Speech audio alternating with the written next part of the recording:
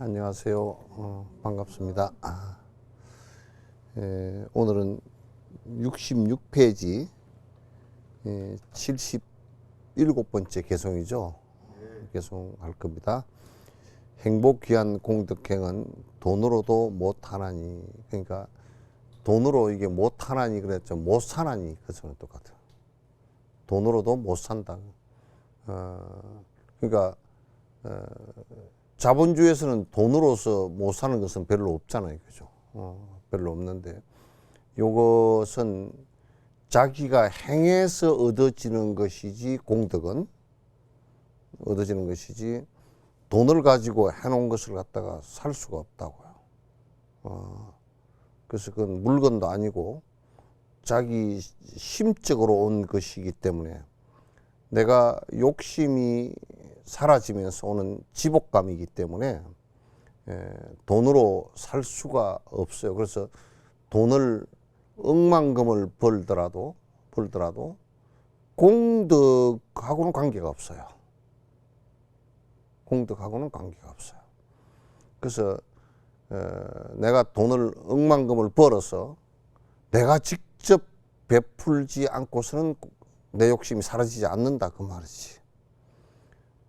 그래서 행복을 위한 공덕행은 돈으로도 못하나니 못 사나니 남이 지은 공덕 안에 내 행복도 함께 있다네.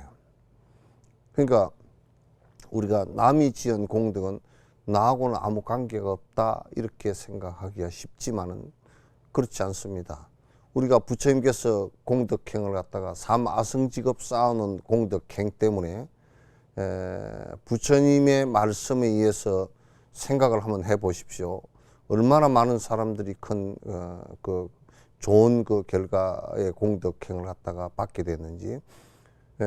인도 같은 경우는 부처님 말씀 때문에 인도가 생긴 이래로 최초로 그 인도 국가가 통일이 됐어요. 그 아쇼카 왕이 부처님 가신 뒤 한 200년 뒤에 통일을 해서 최초의 진짜 제일 흥성했던 시대를 갖다가 만들어냈거든요.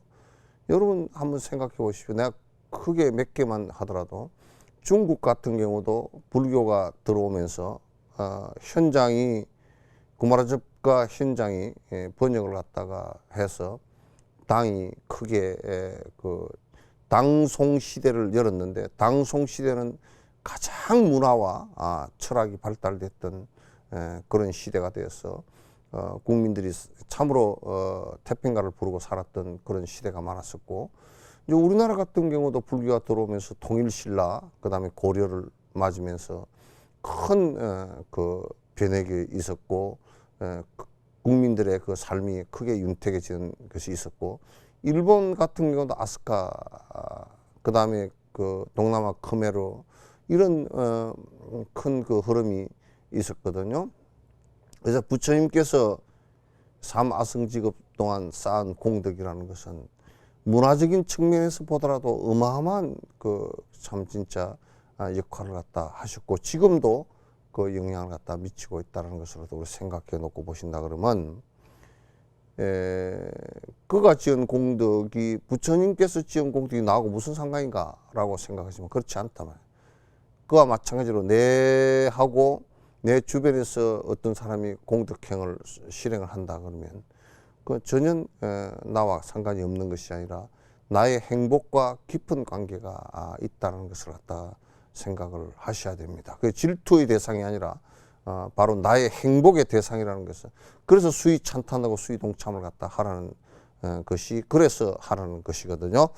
지금 생에 해 없으면 다음 생에 행복되나, 지금 생에 내가 좋은 일을 해서 선행을 해서 참 고통이 없다면 다음 생에도 분명히 행복이 지겠죠.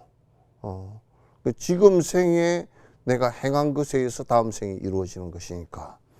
그래서 지금 생에 내가 그냥 나쁜 짓을 했는데 다음 생은 이제 다 때려치우고 이제 행복해질 것이다. 그건 있을 수가 없는 일이죠.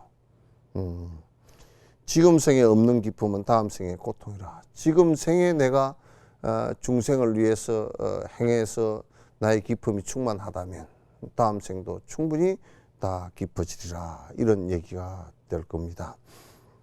말을 하면 듣는 이의 뜻에 맞아 부합하고 그 뜻이 분명하여 마음속에 와닿아서 집착심과 증오심이 사라질 수 있도록 부드럽고 적절하게 말을 해야 한다네요.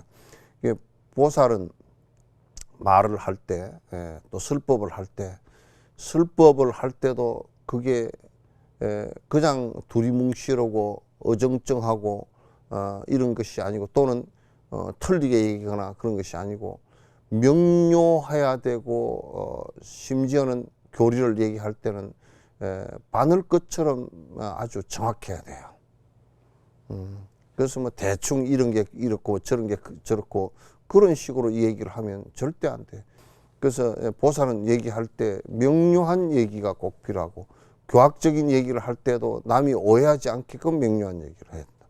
부처님께서도 그 설법을 하실 때 당시 명료하게 말씀을 하셨지만 알아듣는 사람이 잘못 알아들어가지고 오해가 생길 소지들이 있으면 그 뒤에 분명히 다시 말씀을 해서 그걸 갖다 교정을 했다.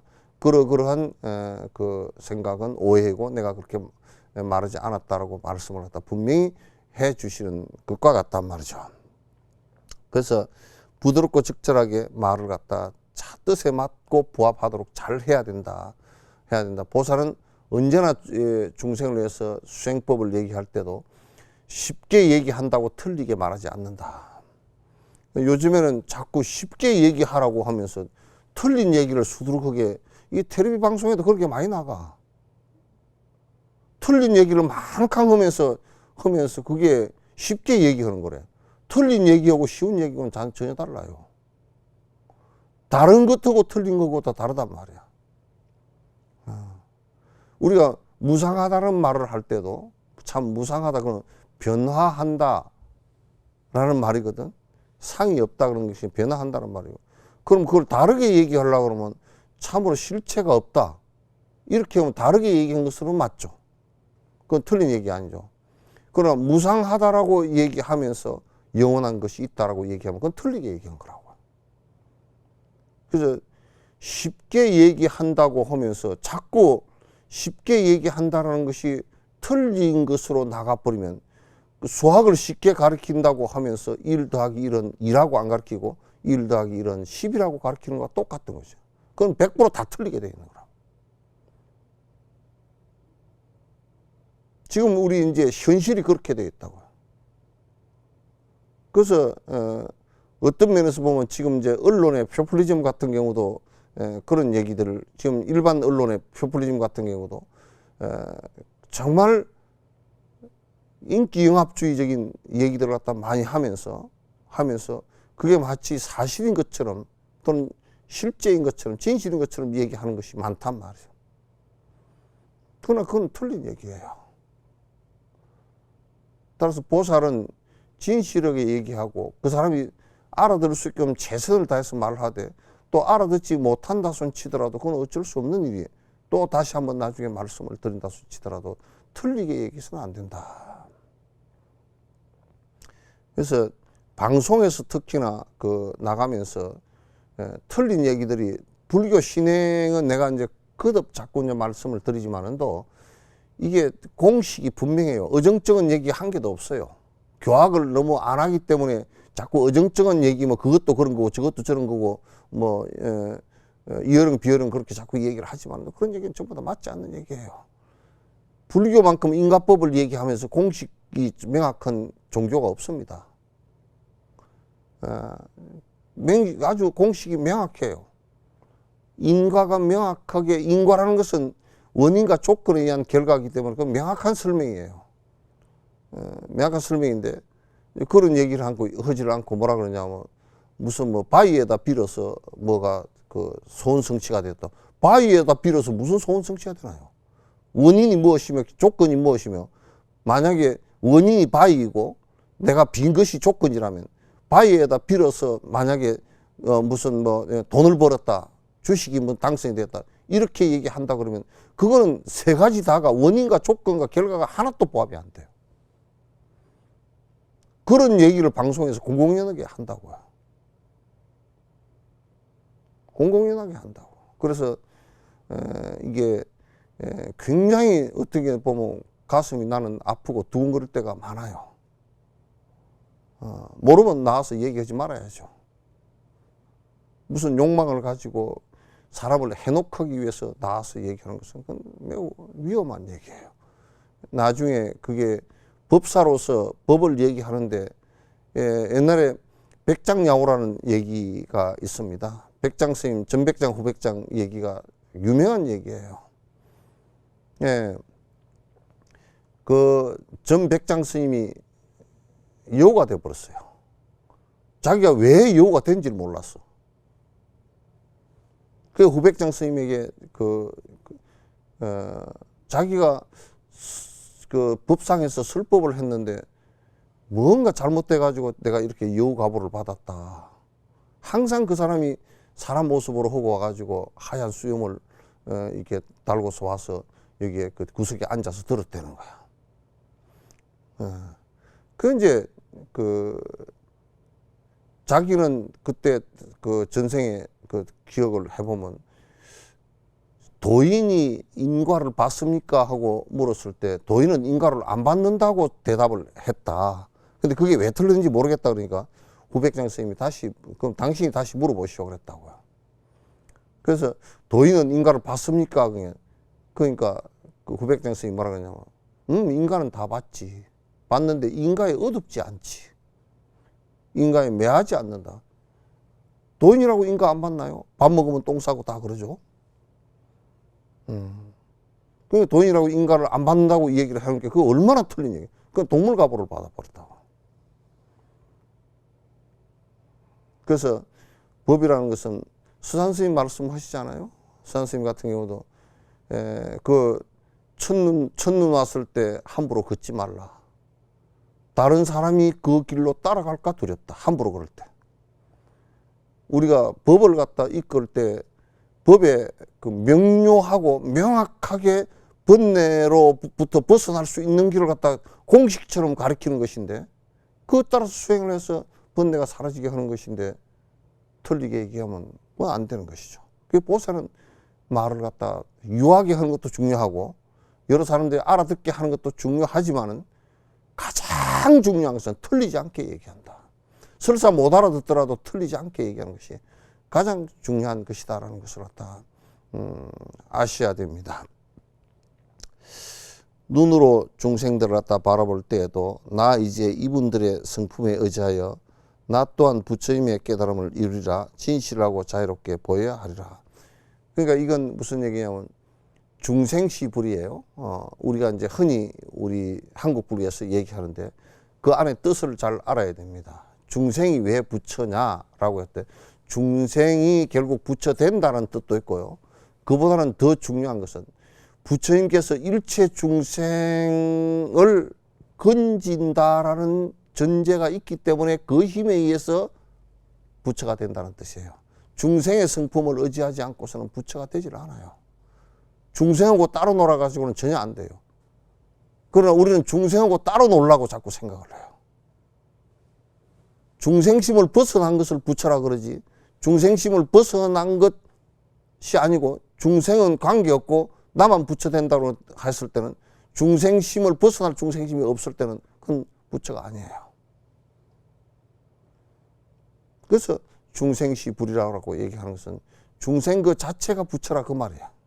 그 자체가 부처 된다는 뜻이기도 하고 그 중생심을 의지해서 발심을 해서 부처가 된다는 뜻이기도 해요. 일체 중생을 건지기 때문에 부처가 된다는 얘기도 되고. 그래서 이런 것들을 갖다 이제 그 용어가 딱 하나 떨어져 있으니까 그 용어가 그렇게 안에 심오한 뜻들이 들어있는지 모르고 중생이 어째 부처일까라고 얘기한다. 그래서 우리 사홍선의 중생무변 서운도가 첫머리에 있는 것은 중생을 떠나서는 부처가 될 수 없다는 얘기예요. 필요도 없고요. 중생 떠났는데 중생하고 관계없는 부처가 왜 필요합니까? 그게? 그러면 부처는 필요 없단 말이에요. 언제라도 선업의 열망을 일으키고 탐진 삼독번뇌의 대치로서 수행하면 공덕과 큰 이익 얻게 되면 물론이며 고통받는 이에게 큰 선업이 되리라. 언제나 그 중생을 위하는 선업이 열망이 돼야 돼요. 그렇게 중생을 위하는 일에 열정이 없으면 그런 수행자라고 얘기하기 어려워요. 우리가 참선을 하고 앉아 들어가더라도 중생무변 서원도가 내가 도를 이루어서 중생을 갖다 끝내 건지리라 이 생각이 없이 에이 이거 견성해버리면 돼 이렇게 한다 그러면 그건 안 된다 그 말이죠. 중생을 다 건지리라는 생각이 강력해야 돼요. 여러분들도 항상 그게 제가자 이건 출가자 이건 상관없이 맨날 뭐 복빌로 다니고 뭐 어디 가면 뭐 해준다더라 그런 짓들 하지 말고 중생을 위해서 내가 기도하고 또 참선하고 경을 보고 하겠다. 왜? 중생 고통이 내 고통이랑 똑같으니까. 그런 큰 마음으로 안 되면 항상 쪼잘하고 작은 마음이 돼가지고 항상 이기적인 아에 집착을 하게 된다고요. 그래서 벗어나질 못해. 기쁜 신심 지니면서 선업을 쌓아가라. 이제 이렇게 나아가면 언젠가 부처가 되리라는 깊은 믿음을 갖고 있어야 돼요. 견성해서 언젠가는 승부를 하리라는 큰 믿음을 갖고 있어야 되는데 이제 이런 믿음이 없이 하니까 뭐 그냥 쉽게 말씀드리면 저 연못에 떠 있는 불의 옥잠처럼 말이야. 뿌리가 그냥 밑에 땅에 닿아 있질 않아가지고 언제나 물이 흐르면 그게 따라 내려가 버린다고. 그래서 이리저리 떠도는 중생의 모습이 돼 있어서 안 돼요. 깊은 믿음은 뿌리입니다. 깊은 믿음은 뿌리고 그래서 화엄경의 신이 공덕 뭐라 믿음이 모든 공덕의 어머니가 된다 말. 믿음이 없이 모든 공덕을 갖다가 욕심을 버릴 수 있는 힘이 없기 때문에 그래요. 믿음이 없으면 욕심 못 버리죠. 버릴 수가 없죠. 보시의 바람일과 나머지 바람일다 점차로 순서 따라 행해야 한다네. 이것도 이제 그 보리심을 내가 발하고 나면요. 내가 일체 중생을 위해서 깨달음을 부처님처럼 돼서 깨달음을 이루겠습니다라는 보리심을 이루는 것은 그건 발보리심이고 그 다음에 그 보리심이 커지게 점점 정장돼서 커지게 하는 것은 육바람일행이란 말이에요. 보시, 지계, 인욕, 정진, 선정, 지혜 이 바람일을 갖다가 점차로 해나가는데 그 점차로 해나가는 것은 보시 바람일부터 제일 먼저 해야 돼. 보시 바람일을 안 하면 지계 바람일이 안 돼. 어그러진다고. 왜냐하면 인색한 사람이 어떻게 계를 지키나요? 인색한 사람은 계를 못 지켜. 그러니까 베풀 수 있을 때 계를 지키는데 이를테면 살생을 하지 않는 것도 내가 그 생명에 대한 방생의 베푸는 마음을 가질 때 살생을 안 하게 된다고. 그래야 계를 지키게 된다고.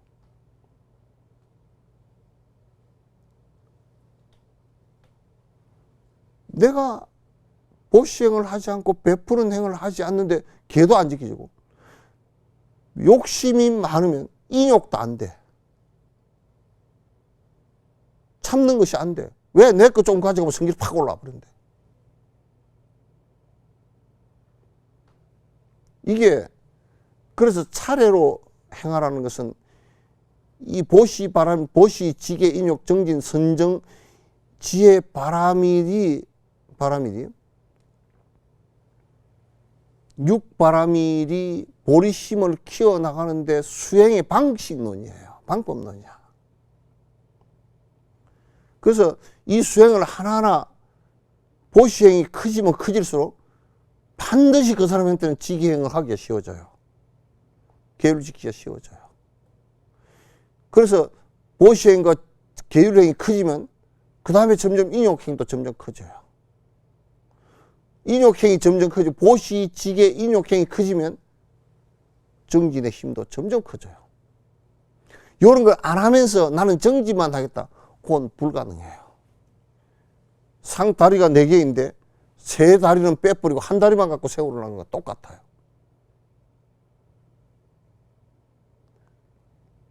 그러니까 제일 처음엔 보시행부터 먼저예요. 보시행은 제일 먼저 보시행 가운데서 제일 먼저 제일 사실 하기 쉬운 게 재보시예요.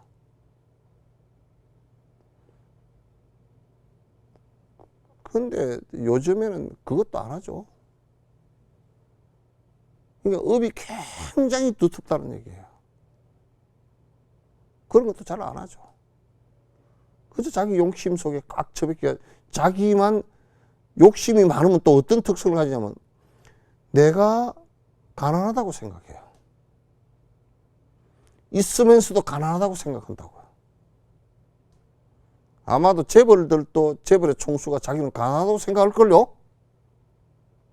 아이고 나는 뭐 똥굴뱅이만 많이 쳐져 있지 별로 쓰는 거고 가난하다고 그럴까. 인색한 사람들이에요. 그 사람들이 무슨 수행을 하겠어요?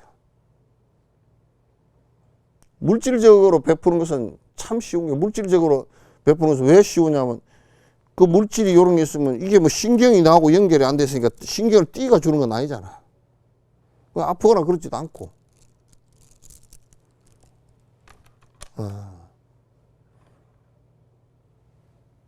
재보시, 법보시 하는 것도, 법보시 하는 것은 좀 쉽지는 않죠. 왜냐하면 그 법에 대한 공부가 있어야 되니까. 무해시를 하지 않으면요. 무해시는 뭐냐면 두려움으로부터 벗어나게 하는 의지처가 되어주는 것인데 이를테면 가장 두려운 것이 뭐예요? 병마로부터 구해주는 거. 우리 종단에서 동국대에서 지금 병원 운영하고 있지만 그 정도밖에 없다고요. 그러니까 병마의 두려움으로부터 우리가 그걸 대체해 줄 수 있는 그 약하고 복지기관 같은 경우도 두렵다. 가난은 두렵다. 가난의 두려움으로부터 벗어나게 해줄 수 있는 기관들이 우리가 많지 않다고요. 죽음의 두려움으로부터 일로왕이 돼서 죽음의 두려움을 이끌어 주겠다. 죽음의 두려움을 갖다가 시다림을 한다든지 이것은 적극적으로 해서 살아계신 분들이나 돌아가신 망자를 위해서 두려움으로부터 죽음의 두려움으로부터 벗어날 수 있게끔 해줘야 됩니다. 그런 것이 모두 다 경제적 이유, 이기적 이유, 형식적 이유 이런 것으로 자꾸 점철이 되어버리면 보시행을 하는 자체가 옅어져 버리면 그와 동시에 똑같이 지게행을 하는 것도 깨지기 시작해요. 인욕행도 깨지기 시작하고 자꾸 권력이나 검력이나 이런 세속적 힘에 자꾸 의지를 하게 되고 종교적 힘에 의지를 안 한단 말이에요. 그래서 대성의 보리심을 일으키고 보시행을 부터 차례로 자꾸 해나가야 돼요. 이게 매우 중요한 것이죠. 이게 차례로 보시 바람일과 나머지 바람일다 점차로 순서 따라서 행해야 되는데 작은 것들 때문에 큰 것들을 소외 말고 보다 넓은 이타행을 생각하리라. 우리가 이제 나무를 하나 산에 가서 배워왔어. 쓱가래가 될 만하게 쓱가래가 참 좋아. 그 나무 쓱가래 하나 때문에 집을 지을 수는 없잖아요. 쓱가래 하나를 위해서 집을 지을 필요는 없단 말이에요. 그러니까 무엇을 할 때 보시행을 하는데 이렇다고 칩시다. 내가 그래도 남에게 베풀 수 있는 재정적 여력이 좀 있어. 베풀려고 그러니까 가만히 생각해 보니까 우크라이나 사태가 난 걸 보니까 아이고 우리나라도 혹시 전쟁이 일어나면 안 되니까 금을 좀 사놓으려고 그러면 내가 그걸 갖다가 돈을 베풀 수가 없구만 하고 해가지고 저 우크라이나 사태 일어나는 거 가지고 그 작은 걸 그쪽에서는 큰 일이지만 우리한테 적용되는 작은 일이거든. 그러면 이거 그것 때문에 나는 보시행을 안 한다고.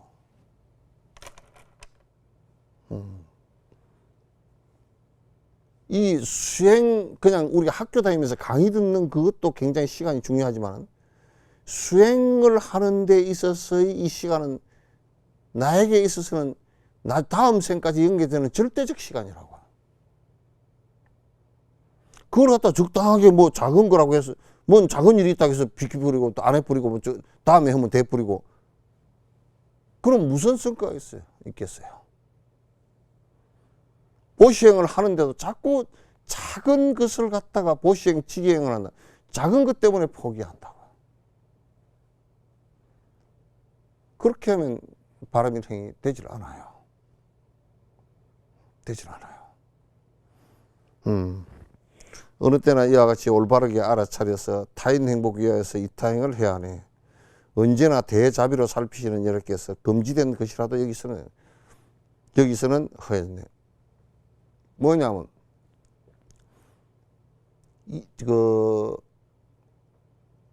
남에게 베푸는데 또는 육바람일행을 하고 이타행을 하는데 우리가 평면적으로 볼 때는 그거는 하지 마라 그렇게 되어 있지만은 이타행을 하는 데 있어서는 금지된 계율이라도 한단 말이에요. 이게. 그걸 개차법이라 그래요. 열고 막는 방법이라 그래요. 이를테면 스가모니 부처님 전생에 나찰이 그 바위에서 재행무상하고 시 생멸법이라 여기만 하는 거야. 뒤에 생멸멸이라면 정멸이라 이걸 안 해. 앞에 두 구절만 하는 거야. 그러면 재행은 모든 것은 무상하고 모두 생멸하는 법이라 그것까지는 누구나 알잖아요. 그죠? 그럼 해결책이 있어야 될 거 아니야. 생멸이 사라지면 정멸이라 그게 고야합니다. 그러니까 뒤 구절을 좀 들려주십시오. 그러니까 나찰이 내가 배가 고파서 못 온다. 그 내가 그냥 그 소리 듣고서 그냥 이 몸을 줄 테니까 이거 먹고 하라 그랬더니 그 먼저 들려주라 그랬더니 듣고 도망가 버리면 어떡하냐고. 그럼 내가 나무 꼭대기 올라갈게요. 나무 꼭대기 올라갔어. 그러면 듣고서 깨우치고 바로 내 몸을 던져주겠소. 그래서 그 나무 꼭대기에서 듣는데 생멸멸이하면 정멸이락이라 그 소리를 듣고서 크게 감동받아서 몸을 던졌다고요. 이렇게 그 몸을 죽이는 것은 금지된 것이지만 일체 중생에서 구법을 해 나가는 데 있어서는 그런 것마저도 허락을 한다 그 말이죠. 이게 이제 이런 얘기를 하면 그렇겠지만 티베트에 하고 베트남 같은 경우도 거기에 그 티우 정권이 굉장히 타락한 정권이거든요. 그 베트콩이라는 것은 뭐냐면 그 베트남의 공산주의라는 뜻이에요. 베트남 공산주의. 그 공산주의가 굉장히 위에 그 이북 쪽의 베트콩보다는 훨씬 더 남쪽의 공산주의가 지지를 더 받았어요. 그럴 때 그 티우 정권은 미국 그 비호를 받으면서 부패 타락했는데 그 정권이 캐톨릭이었어요. 티우 부인하고 그래서 그때 그 불교를 갖다 70, 80%가 넘는 불교를 탄압했어요. 탄압하니까 그 스님께서 그대로 안전체로 전부 다 당신을 갖다가 소신공장을 올렸다고. 올리니까 그 부인이 그 하는 말이 뭐 강아지 한 마리 끄슬린 것 같다고 이렇게 했다고요. 그래서 그때 아주 전 세계적으로 그냥 난리가 났어요. 그래서 그때 그 뒤에서 60 몇 명인가 그도 이어서 그 분신을 하고 그렇게 하셨는데 그때 불법이 사라질 위기와 탄압을 받는 위기에 그렇게 하신 것은 그거는 부처님께서 허용하신 일이야. 허용하신 일이에요. 잘못에 빠졌거나 소외된 이들이나 걸시가는 수행자에게 평등하게 나눠주며 언제나 적당량만 먹도록 절제하며 법이 세벌 이외에는 모든 것을 베풀어라. 그래서 이제 조금 이를테면 그 우리가 절집안 안에서 조금 뭐 걔가 잘못했다든지 계율을 조금 어겼다든지 하더라도 먹는 것을 안 줬거나 입는 것을 안 주는 이런 것은 안 돼요. 잘못에 빠지거나 또 소외된 이들이나 이게 지금 우리 한국 사회도 아직까지 평등법, 차별법 통과 아직도 국회에서 그걸 하고 있지 않은데 이를테면 성소수자나 이런 사람들이라 하더라도 그 사람들이 헌법에 보장된 인간들이에요. 그네들을 갖다 탄압을 그 권리는 그 누구에게도 있지 않아요. 그래서 그네들도 똑같이 사회에서 살아갈 수 있는 평등법이 필요한 거거든요. 차별 철폐법이 필요한데 그게 불교 안에서는 이미 이럴 때 저 사람이 무슨 뭐 성소수자라 그래서 먹는 걸 안 줘버리거나 이 세상에 살지 마라 쫓아내거나 그런 적이 없어요. 참 이런 거 보면 얼마나 진보적이고 인간에 대해서 정확하게 이해를 하고 있는지 모르겠어요. 그리고 언제나 먹는 양도 적당하게 절제하고 여기에 이제 인도에서는 법이 세벌 이 옷 입는 옷 3벌 이상은 못 가지게 했어요. 3이라 그래요, 그걸. 못 가지게 했어요. 이제 이런 데서는 이제 추위가 있고 더위가 있고 그렇기 때문에 옷이 좀 다르지만은 가지수가 다르지만은 그래서 이제 요체는 뭐냐면 내가 가장 기본적으로 필요한 생명을 유지하는데 기본적으로 필요한 것 외에는 갖지 말라 그 말이에요. 다 놓아주고 갖지 말아라. 바른 법에 써야 할 소중한 이 몸을 사소한 일 목숨 걸고 행동하지 말아라. 그러니까 물론 뭐 보면 사소하지 않은 일도 있겠지만은 그러나 대다수의 보면 도를 이루어야 될 이 몸을 갖다가 함부로 해서 죽게 만들지 마라. 무슨 뭐 운전을 생명 걸어놓고 빨리 쫓아다닌다든지 쓸데없이. 그럼 남도 죽이고 나도 죽이는 결과가 될 건데 말이지. 그래서 우리가 생활을 하다 보면 뭐 삐끗하면 애 죽어도 괜찮아 그거 뭐 한다든지 이런 일 하지 말라. 왜냐하면 몸이 소중한 가치라는 것은 애착하지 말라 그랬지 이걸 함부로 하라는 뜻은 아니에요. 이건 도를 이루고 중생을 위해서 쓸 몸은 건강하게 관리하는 것이 좋아요. 그래서 달라이라마께서도 법문 나오시다 이제 감기가 걸리셔가지고 기침을 하시면서 대중들에게 이런 말을 했어요.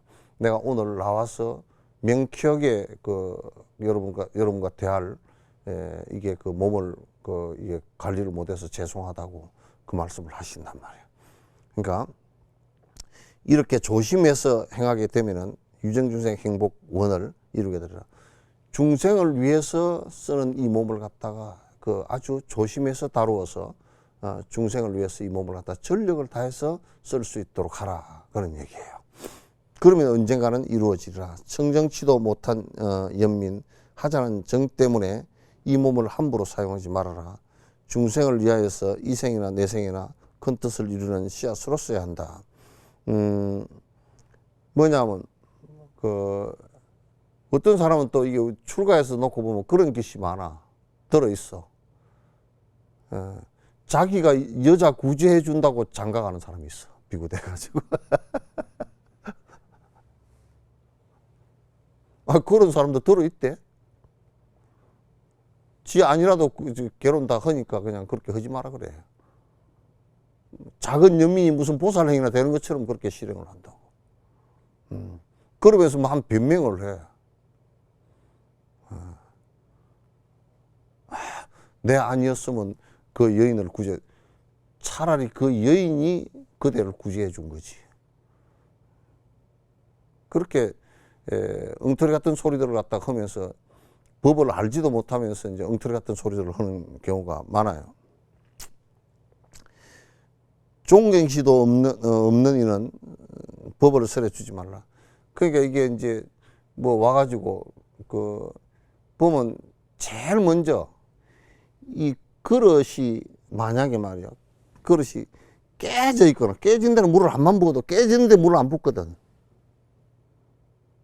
깨져 있거나 또는 이게 그릇이 안이 푹 높아가지고 물을 부으면 버터로 다 흘러내 버린다 그러. 또는 안이 더럽거나 안에 독이 묻어 있거나 그러면 그 안에다가 물을 붓거나 음식을 담을 수가 없잖아요. 그죠? 그래서 이제 이 얘기는 무슨 얘기냐면 와가지고 무슨 법을 스님 제가 이런 걸 듣고 싶습니다. 좀 가르쳐 주십시오. 이렇게 해야 그 사람이 그릇이 올바르고 낮아서 법을 말할 수 있고 또 들을 수 있고 그거라도 수긍할 수 있는데 아주 건방진데다가 지 잘났다고 천하 들도 대부분 한국에서는 그런 사람들이 물으러 와.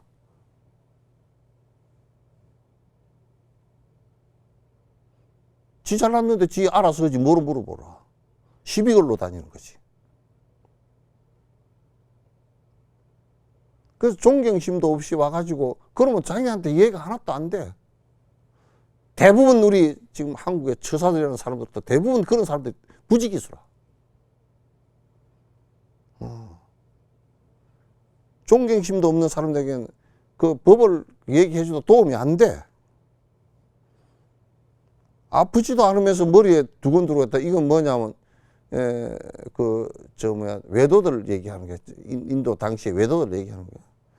양산이나 지팡이 등 무기들을 들고 다니고. 이게 전부 다 외도 바라문들 뭐 양산 들고 다니고 뭐 창 들고 다니고 그러잖아.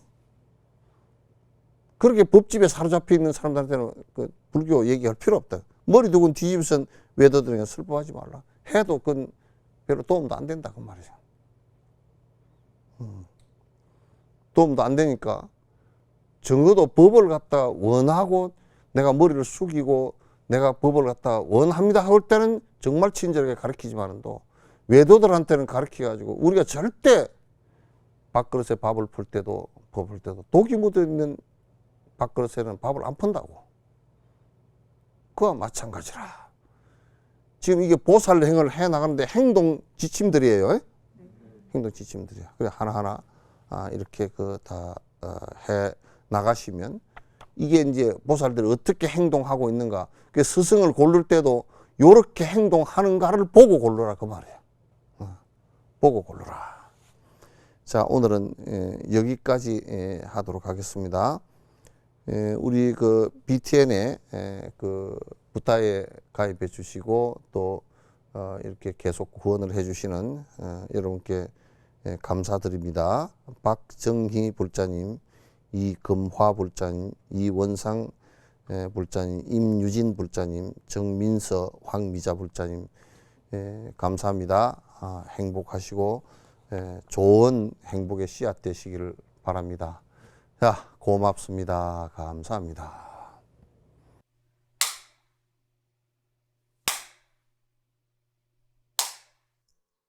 감사합니다.